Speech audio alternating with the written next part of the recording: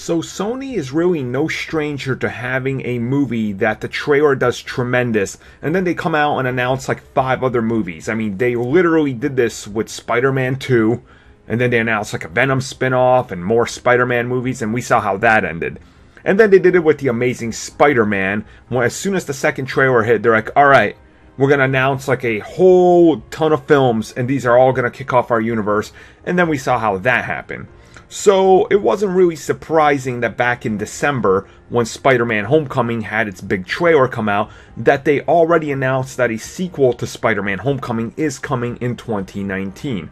Now, of course, this time, they're giving a little bit more of a benefit of a doubt, considering they have to work within the confines of the MCU, and they can't just announce like 5 spin-off films from this movie, although they sure as hell are trying to announce enough spin-off films to kill any interesting Spider-Man that there might still be.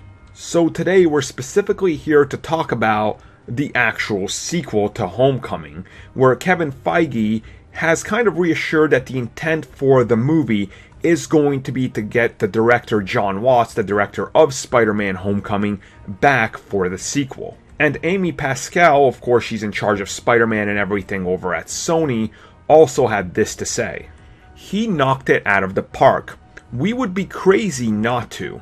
He did a wonderful job, and the whole atmosphere of the movie. All the things that people like about it are the things he brought to it.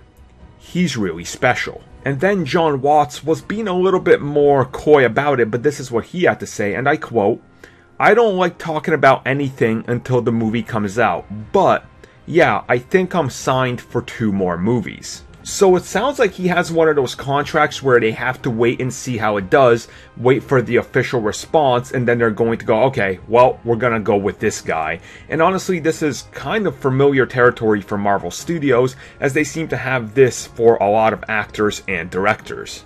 So while it could change at any moment that they could go with someone else, they do have the option to say, hey, we want you back, and he has to come back. So it's kind of safe knowing that they at least thought that far ahead, so they're not going to be worried about it.